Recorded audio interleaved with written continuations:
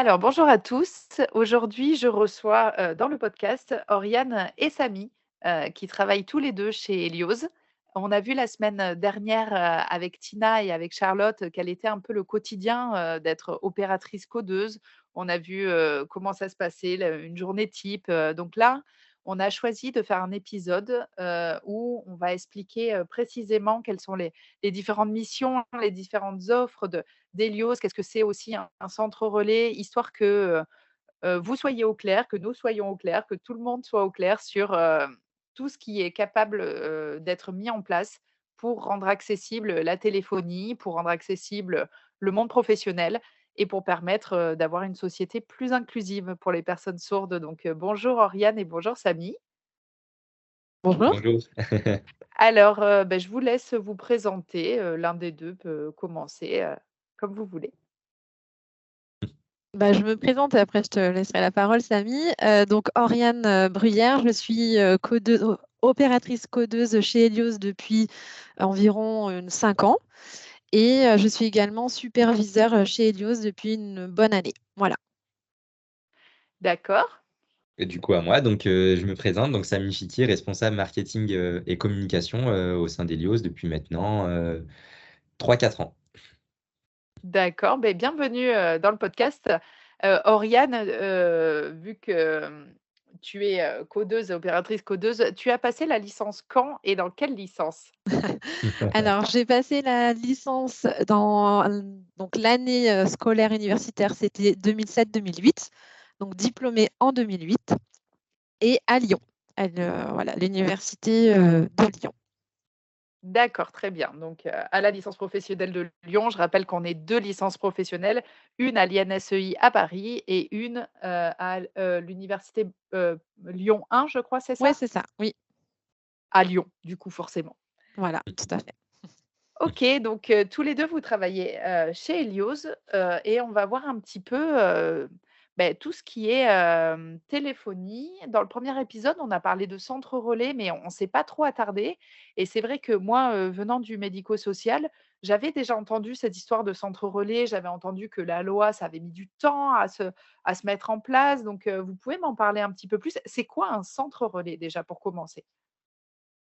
Je vais rebondir là-dessus. Donc, un centre relais, en fait, c'est tout simple. C'est une structure qui abrite en fait des opérateurs donc relais. Et pourquoi il y a le terme relais? C'est qu'en fait, ces opérateurs et opératrices vont en fait effectuer des appels relayés. C'est-à-dire qu'ils vont réceptionner des appels vidéo d'une personne sourde et ils vont relayer cet appel vidéo vers un entendant. Donc, et souvent, donc, cette partie-là de l'appel sera un appel donc, classique, un appel audio. Donc, un centre relais, il va du coup répertorier plusieurs types d'appels. Donc, un appel vidéo et un appel audio. Et du coup, Oriane, au quotidien, si je ne me trompe pas, c'est vraiment ce que tu fais au quotidien. Donc, tu réceptionnes des appels vidéo de personnes sourdes qui codent et toi, tu retranscris du coup aux entreprises ou au numéro de l'entendant, du coup, en audio. Ouais, tout à fait, c'est ça. D'accord. On m'avait parlé, Tina m'avait parlé de Roger Voice, donc c'est aussi, un centre relais, et donc il y a plusieurs, opérateurs, en fait, c'est ça? On a Helios, on a, Roger Voice et il y en a plusieurs, c'est comme ça?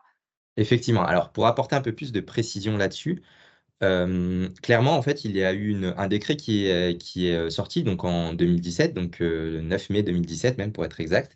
J'ai la date exacte. Pas mal! Donc, c'est un décret relatif à l'accès des personnes handicapées aux services téléphoniques. Donc, ça pose les bases en fait donc, du centre relais. Donc, le centre relais, tu as parlé de Roger Voice, Fanny. Donc, en fait, Roger Voice est responsable du centre relais téléphonique national. Donc, c'est-à-dire que toutes les personnes sourdes qui souhaitent utiliser le centre relais vont passer par Roger Voice. J'apporte aussi quelques précisions parce que du coup, dans le modèle français, pour donner l'accès aux personnes sourdes et malentendantes, on est passé par du coup les opérateurs téléphoniques. Donc, c'est-à-dire que chaque personne sourde qui a un opérateur téléphonique, donc que ça soit SFR, Bouygues ou Orange, vont passer par Roger Voice. Par contre, chaque opérateur téléphonique a le libre choix de s'équiper avec des entreprises comme la nôtre, par exemple, C'est le cas de Helios, par exemple, dans les DOM-TOM. Donc les personnes sourdes dans les DOM-TOM qui sont équipées avec Digicel, Zeop ou d'autres opérateurs vont utiliser la solution Helios. Donc le centre relais, donc voilà, il est décrit donc, dans ce décret. Donc il y a des horaires d'ouverture, il y a les modes de communication du coup qu'il est censé offrir. Donc principalement en France, donc on a les trois. Donc on a donc la langue des signes française, la transcription et du coup la langue française parlée complétée. D'accord, donc la transcription, c'est transcription écrite, c'est C'est ça? ça, exactement. C'est ce qu'on peut appeler vulgairement donc les appels sous-titrés. D'accord, OK, donc c'est la personne va recevoir le message sous format, écrit. C'est ça.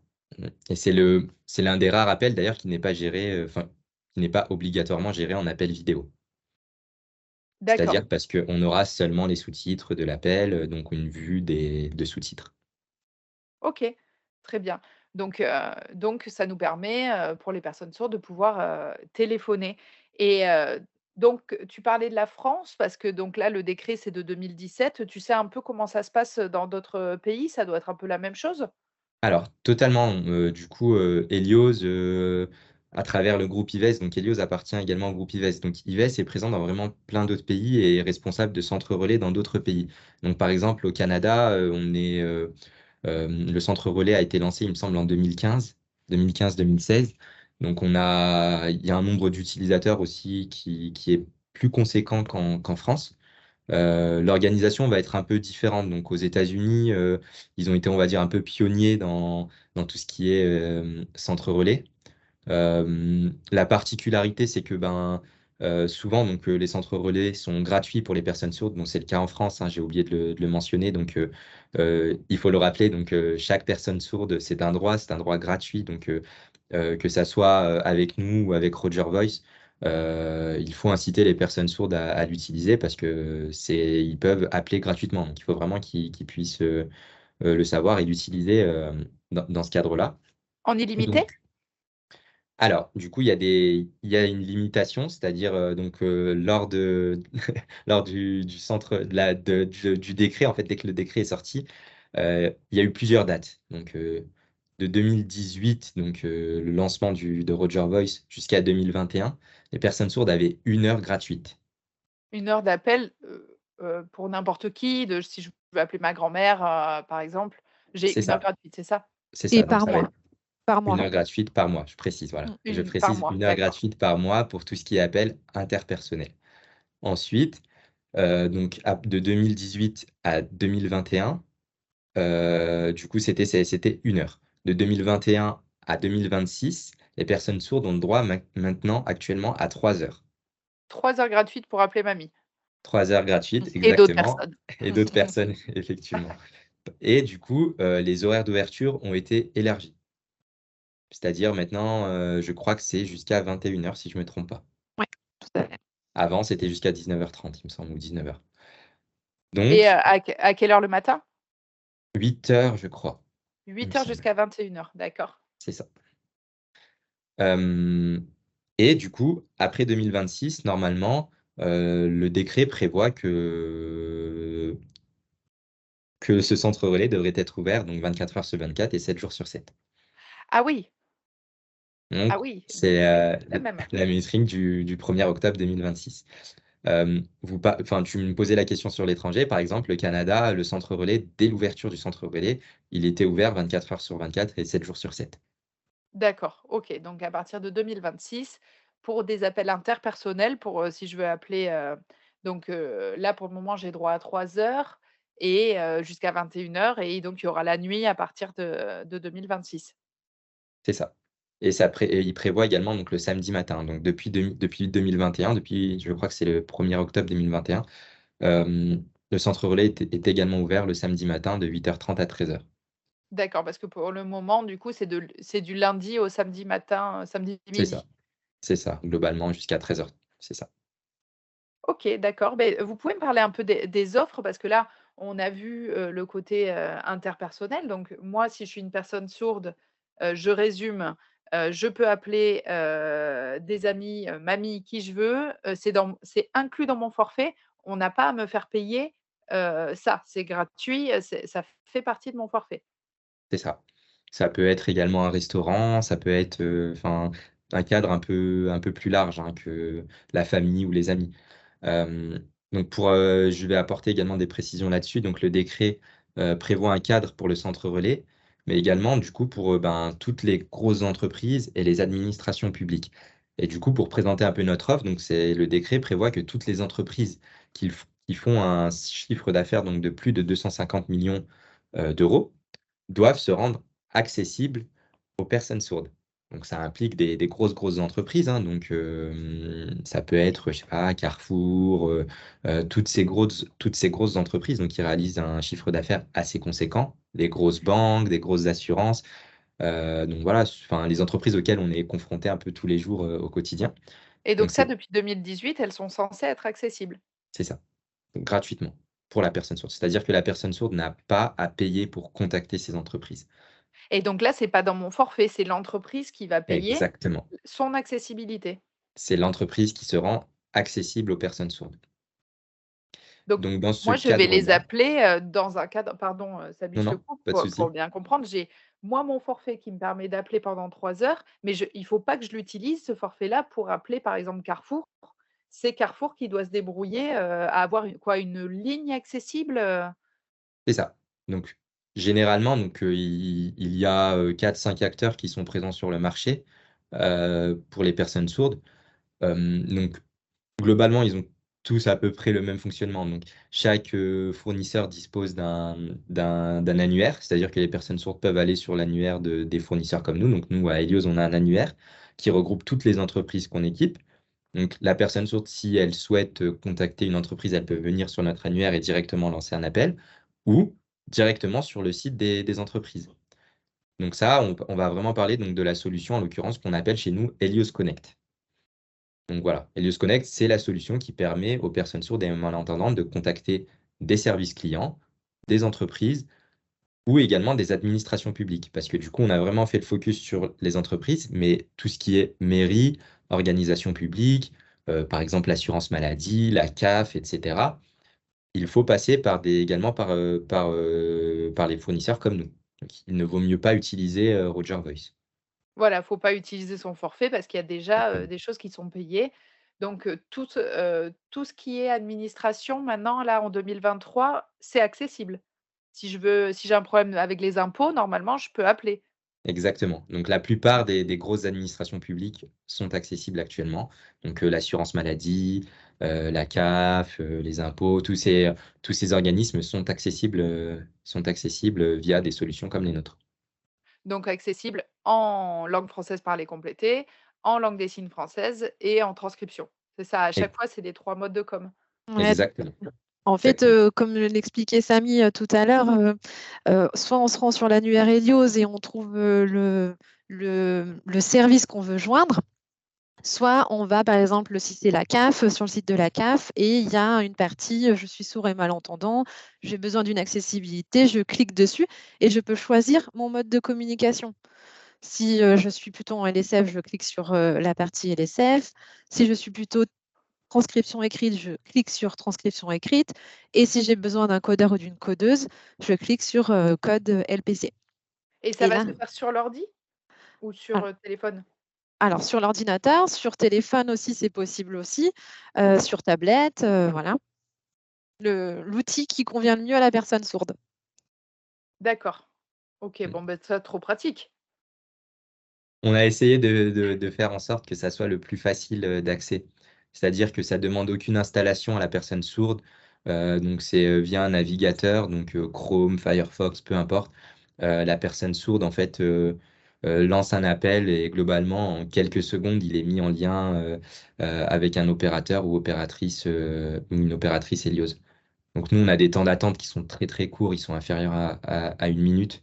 C'est-à-dire, je veux contacter la CAF, je ne vais pas mettre des heures pour avoir un opérateur ou autre. Donc ça va être vraiment très très rapide, on est inférieur à moins d'1 minute, donc je clique sur mon mode de communication et je suis mis en lien en quelques secondes en général avec un opérateur ou une opératrice.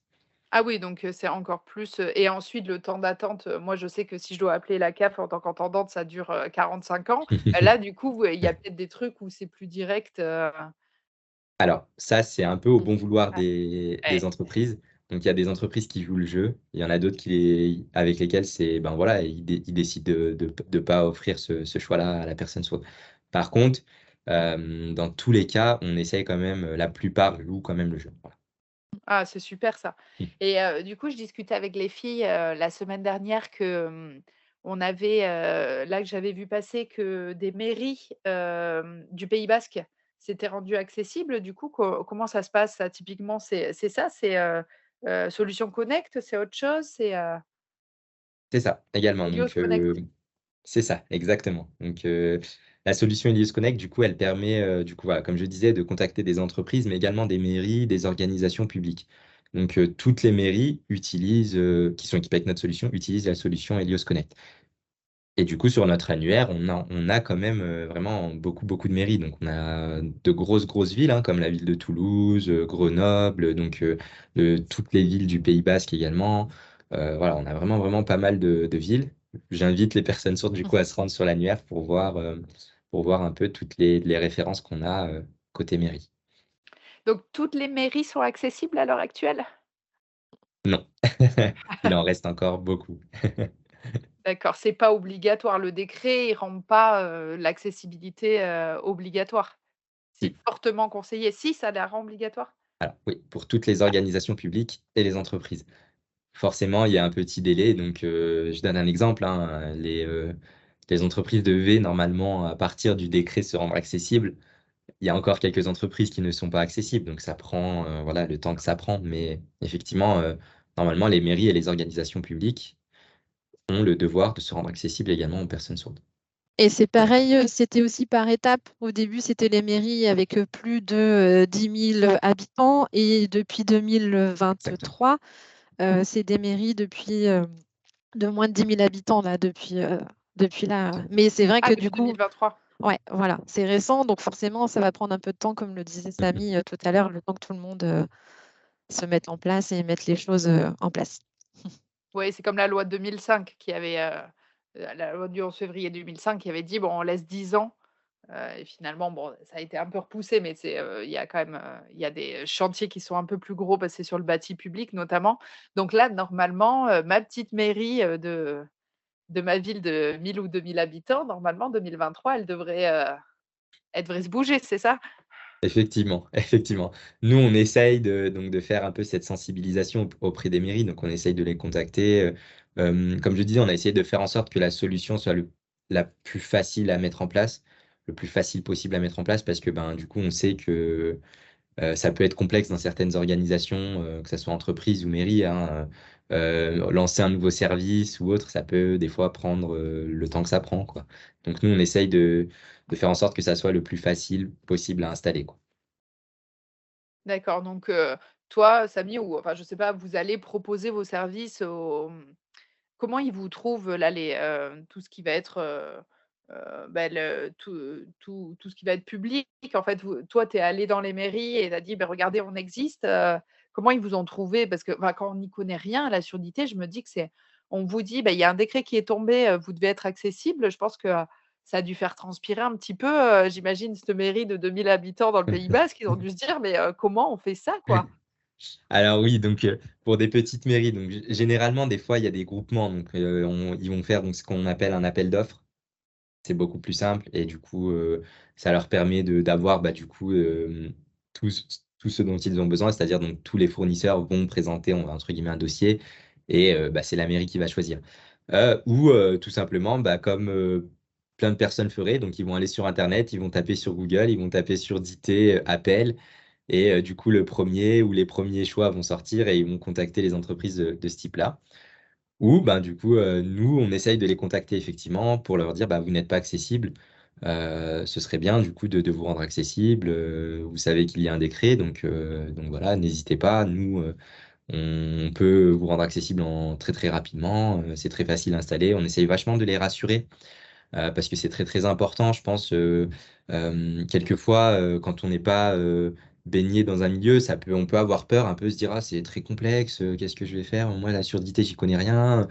Donc nous, on est là vachement pour sensibiliser, pour aussi expliquer les choses, expliquer comment un appel relais fonctionne, comment eux, leurs conseillers vont répondre aux appels, etc., etc. Donc c'est très très important de faire ce travail-là. OK, super. Et alors, tout bêtement, qui finance ces appels? Parce que alors j'ai vu les centres relais, c'est mon forfait téléphonique, c'est inclus dedans. En même temps, je l'utilise pas beaucoup, donc c'est normal, que qu'on me donne un peu des heures pour ça. Et là, dans ce cadre-là, qui c'est qui va financer, ces appels-là, que ça soit les entreprises ou les collectivités? C'est eux qui vont payer du coup? Comment ça se passe? C'est ça, le fonctionnement en fait va être le même pour les entreprises et les organisations publiques. Du coup, le décret stipule que ces organisations doivent se rendre accessibles, c'est-à-dire c'est eux qui assument le financement de ce service, tout simplement pour pouvoir le permettre, pour pouvoir faire en sorte qu'il soit gratuit pour les personnes sourdes. Donc, ça implique que du coup, l'entreprise ou la mairie paye pour ce service, mais en contrepartie, c'est totalement gratuit pour la personne sourde. D'accord, donc c'est une ligne budgétaire en plus, là, j'y C'est ça. pense tout bêtement, si je dois contacter, un hôpital, ça rentre, dedans? Tout ce qui est médicaux là, comment je Alors, les hôpitaux, ça va être des appels un peu plus complexes parce que, ah, du coup, on rentre dans le cadre où typiquement les hôpitaux sont des organisations publiques, donc elles devraient également se rendre accessibles. Hem, c'est pour ça tout à l'heure, on parlait un peu de Roger Voice et de la limite. On incite en fait à utiliser Roger Voice quand, il y a pas d'entreprise ou de lieu ou peu importe qui ne sont pas accessibles. Donc là, il vaut mieux passer, par son forfait Roger Voice parce que, du coup, il y a pas d'autre choix malheureusement. d'accord. Par contre, nous, on incite également les hôpitaux à se rendre accessibles dans un cadre d'accueil. Parce que ce qui peut être complexe, c'est que du coup, pour nos opérateurs et opératrices, gérer des appels médicaux ou autres, c'est très, très, très complexe. Oui, oui, oui, c'est vrai que j'y pensais pas, c'est du vocabulaire spécifique, c'est vrai qu'il vaut mieux, ça fait sens. Je pense que Oriane, tu peux peut-être rebondir là-dessus. Je pense que c'est des appels quand même globalement différents à gérer, non? On rentre dans du médical et du coup, déjà, les enjeux sont pas forcément les mêmes. Je dirais que le présentiel est peut-être le plus adapté dans ce genre de rendez-vous. Après, si ça reste de l'appel pour prise de rendez-vous, pour de l'administratif, voilà, ce genre de choses, c'est tout à fait faisable. Mais dès qu'on rentre sur un rendez-vous médical, c'est pas du tout la même chose. Oui, donc dans ce cas-là, vaut mieux, réserver un temps avec une codeuse, pour, Heu, OK, très bien. Et donc, ça, c'est la solution Connect. Vous m'avez aussi on m'a parlé d'Helios Entreprises, donc, ça, qu'est-ce que c'est la différence? On réussisse à connaître un petit peu, tout ce qui fonctionne. On a le centre relais qui me permet d'appeler quand moi je veux appeler, des pour de l'interpersonnel. J'ai la solution Connect où là, c'est aux autres de se rendre accessible et c'est normal. Et donc Helios Entreprises, c'est quoi? Alors, du coup, oui, donc globalement, on a 2 offres. Donc on a décrit un peu l'offre Helios Connect et en fait, l'offre Helios Entreprise, c'est une solution qui permet aux personnes sourdes et malentendantes qui occupent un poste, qui travaillent donc en entreprise, d'avoir de l'accessibilité au travail. Donc l'accessibilité, ça va être quoi? C'est tout simplement permettre aux personnes sourdes de passer des appels, d'avoir accès à des réunions, tout ce qui, rend la communication complexe à l'heure actuelle quand ils ne sont pas équipés de solutions. Hem Je vais donner un exemple, une personne sourde arrive dans une entreprise, il y a une réunion, donc je prends juste le cadre du premier jour. Donc le premier jour, je suis accueilli dans une entreprise, je suis sourd.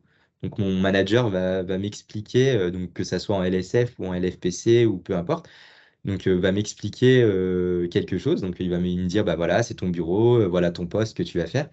Toute cette discussion-là, s'il y a pas un interprète donc sur place, ou si, il a besoin d'expliquer, voilà, juste, 20 minutes, comment la personne sourde va faire pour avoir, cette accessibilité au travail et comprendre, en fait, bien dans les détails ce que son manager lui a expliqué. Donc c'est pour ça qu'en fait, on a créé un peu cette solution et des entreprises pour pouvoir un peu gérer, toutes ces discussions-là. Des petites réunions, des petits points, un petit appel. Moi, j'ai une personne sourde a une question à son manager, il va utiliser Lié aux entreprises. tous ces petits OK, points-là qui actuellement, si la personne sourde n'a pas de solution, ben, l'accessibilité au travail est complexe, quoi. Et si je d'accord. peux juste Oui, rebondir, bien sûr. il peut aussi être joint, c'est-à-dire que la personne sourde peut appeler son manager, son collègue de travail, ses clients, ses fournisseurs, mais aussi on peut le contacter. Et ça, c'est hyper important. Ah OK, les collègues entendants veulent passer un coup de fil à leurs collègues et donc c'est toi, Oriane, qui va retranscrire l'échange, donc de la personne entendante vers la personne sourde et C'est ça, tout inversement, à fait. Ouais, tout à fait. Ouais, c'est OK. l'accessibilité totale, en fait. C'est pas seulement, à l'initiative de la personne sourde et c'est pour ça que c'est très, très important. C'est que du coup, il y a aussi le côté que décrivait Oriane, en fait. C'est que du coup, la personne sourde est accessible, mais pour tout le monde dans l'entreprise. D'accord. C'est-à-dire, elle peut être contactée directement, donc nous, via notre application. Donc, comme disait, donc son manager a une question, il va appeler la personne sourde directement via notre outil. Beh, c'était un peu ce qu'on avait vu, la semaine dernière, que des fois, il y a des conversations qui, c'est les parce qu'on pourrait dire: «Bah, c'est bon, les personnes sourdes, il y a des mails, c'est va, on est accessible». Alors qu'il y a des conversations qui, bah, c'est par le téléphone, ça va plus vite. On gagne du temps d'être en conversation, en temps réel, quoi. Ouais, il y a vraiment une notion d'instantanéité en fait, qu'on a avec la téléphonie et qu'on n'a pas forcément par mail ou alors si on fait passer par quelqu'un, que ce soit pour les appels connect qu'on a vu tout à l'heure, appeler une administration ou avant on faisait peut-être appeler un ami, quelqu'un d'autre à sa place ou on passait par mail. Là, on peut le faire seul, donc on est autonome et en plus de ça, on peut le faire quand on veut le faire. Et ben, en entreprise, c'est la même chose, c'est-à-dire que j'ai besoin d'appeler un collègue, je le fais maintenant tout de suite, genre je passe pas forcément par mail où j'aurai une réponse, dans l'après-midi. Oui, bah, oui, parce qu'on sait tous que, des fois, on a besoin de l'info, maintenant parce que le dossier qu'on est en Clairement, train de traiter, c'est maintenant qu'on le C'est traite. ça, tout à fait. Et que les personnes sourdes ont complètement le droit d'avoir, droit à l'instantanéité pareil, donc clairement. et donc ça va être l'entreprise qui finance, c'est C'est ça? ça.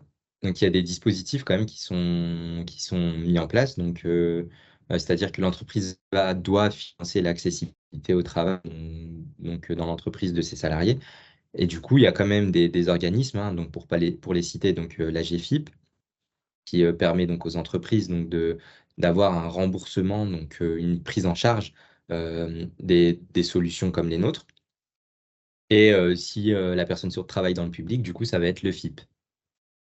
OK, donc ça c'est ça va permettre de rembourser l'entreprise, sur C'est les ça, ça coûts, va être enfin une partie des coûts peut-être? c'est ça, c'est globalement, donc c'est quelquefois dans la totalité, quelquefois, une partie. Donc voilà, ça va permettre vraiment à l'entreprise donc hem, d'enlever les barrières, on va dire, à l'accessibilité. C'est souvent ce qu'on se rend compte, c'est que du coup, les entreprises vont voir un peu la complexité, et du coup le coût souvent, ben, ça rend la chose plus complexe et du coup, avec ces solutions de ce type-là, ça facilite vachement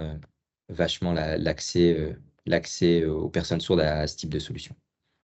D'accord et donc à l'heure actuelle, Helios Entreprises, vous avez, c'est de l'ordre de combien d'entreprises là qui ont mis en place ça pour leurs salariés? Alors, nous, on a quelques centaines d'utilisateurs quand même, donc au Ah, quotidien. c'est Je crois qu'on a un super! peu plus de grosso modo, on va dire un peu plus de 500, 500 utilisateurs dans toute la Donc il y a France. 500 personnes sourdes, qui sont employées par des entreprises qui rendent, leur, poste de travail accessible, en fait, c'est ça? C'est ça. Actuellement, au quotidien, on équipe, plus de 500 sourds, on leur C'est qui génial. travaillent et on leur permet d'avoir accès à des réunions, et cetera, et cetera. Ça, c'est génial parce que, des fois, pour, que ça soit les familles qui viennent d'avoir la nouvelle qu'elles ont, un bébé qui est finalement sourd ou même, des enfants sourds, des ados sourds qui se disent: «Mais qu'est-ce que je vais pouvoir faire? Comment je vais pouvoir travailler?» et de savoir que ça existe, ça, qu'en fait, ils vont être suivis, ils vont être aidés par, des entreprises, comme vous qui vont rendre leur poste de travail accessible. Mais, et ça, je suis sûre que c'est une info qu'on n'a pas assez. Dont on n'est pas assez au courant, voilà, moi, pour venir du médico-social, j'en avais pas la moindre idée que, Clairement, c'est l'entreprise elle-même qui peut faire ça. clairement. c'est un droit, l'accessibilité au travail actuellement, et c'est vrai il faut le rappeler. Il y a des solutions, donc on a des personnes sourdes qui occupent des postes, d'ailleurs il faut le rappeler, il faut quand même le dire aussi, qui occupent des postes enfin, très très haut placés dans les entreprises. Et du coup, nos solutions, elles sont utiles pour un vendeur, pour un ingénieur, pour plein de types de cas, bah, au même titre que nous, entendant notre téléphone, quelquefois c'est notre outil de travail.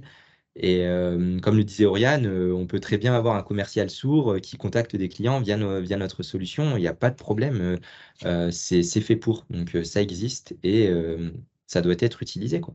Et donc, ces services-là permettent de lever énormément de freins et du coup permettent l'accès à divers postes qu'avant on se disait, ah bah non, là, c'est sûr que ce sera peut-être un poste avec beaucoup d'échanges téléphoniques, je ne peux pas y aller. Bah, en fait, si, c'est possible aussi. C'est complètement possible. Ça permet une ouverture beaucoup plus large.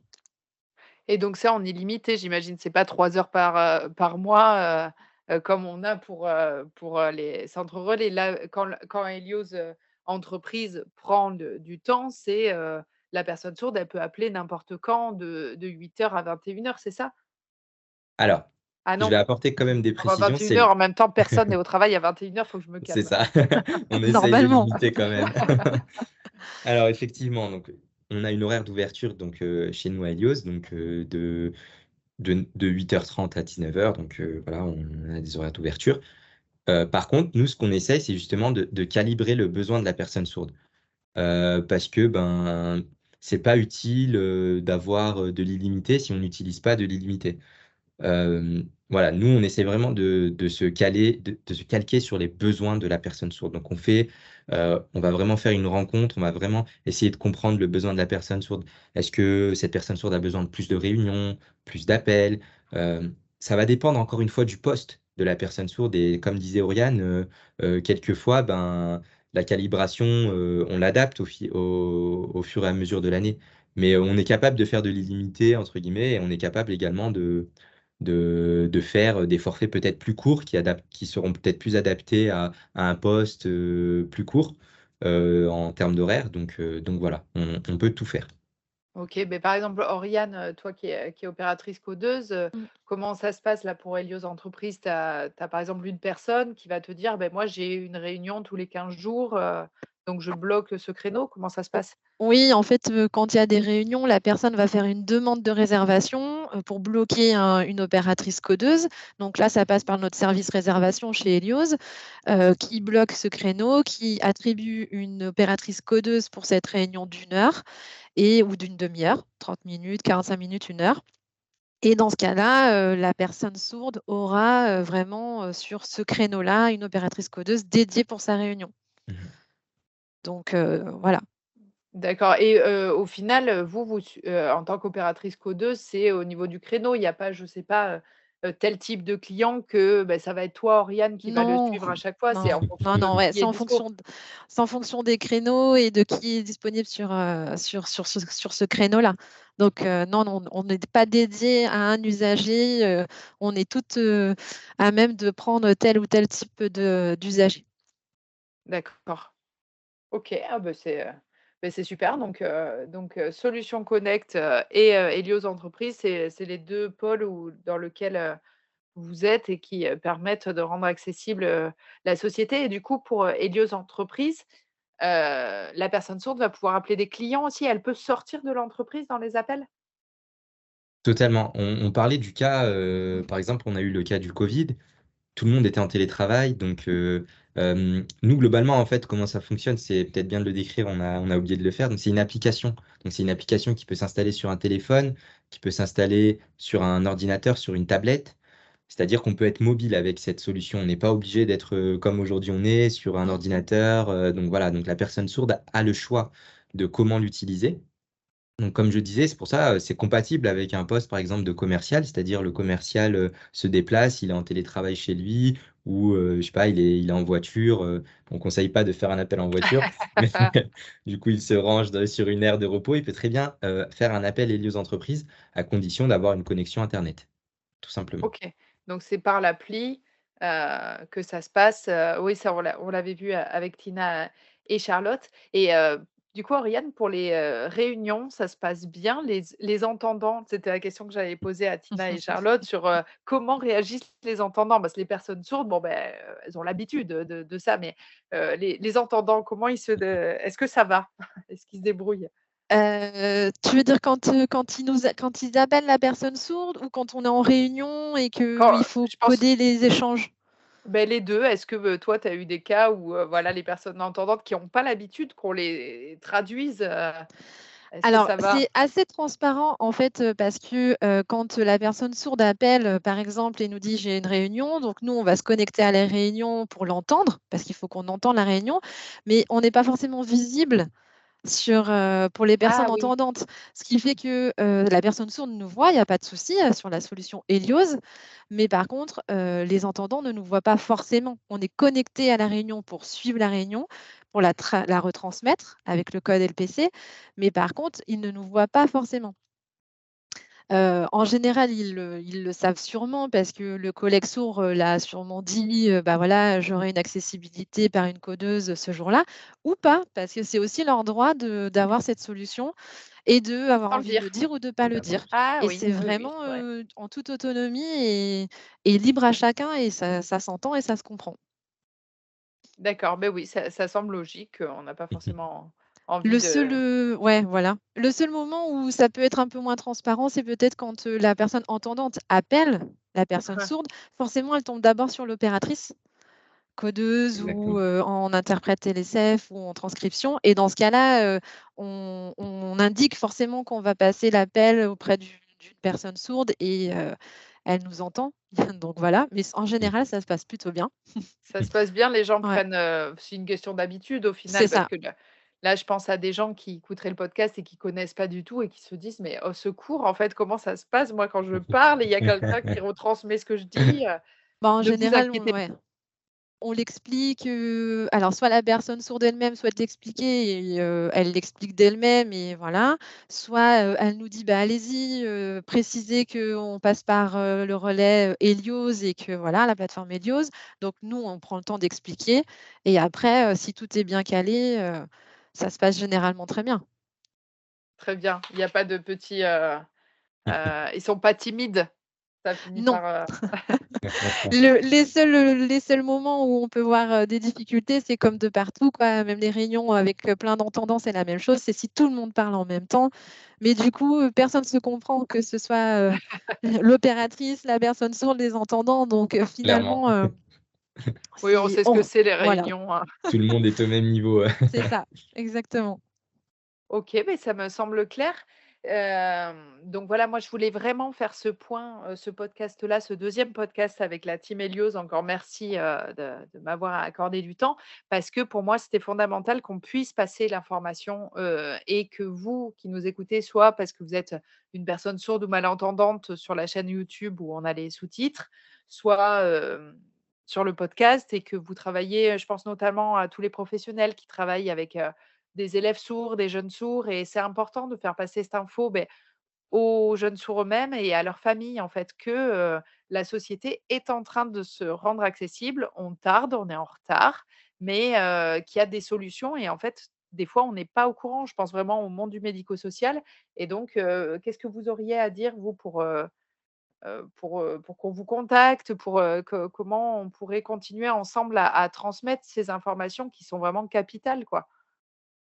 Bah, je pense déjà peut-être un premier point pour les personnes sourdes, donc que les personnes sourdes, en fait, soient au courant qu'il y a des solutions. C'est hyper important comme tu le disais Fanny.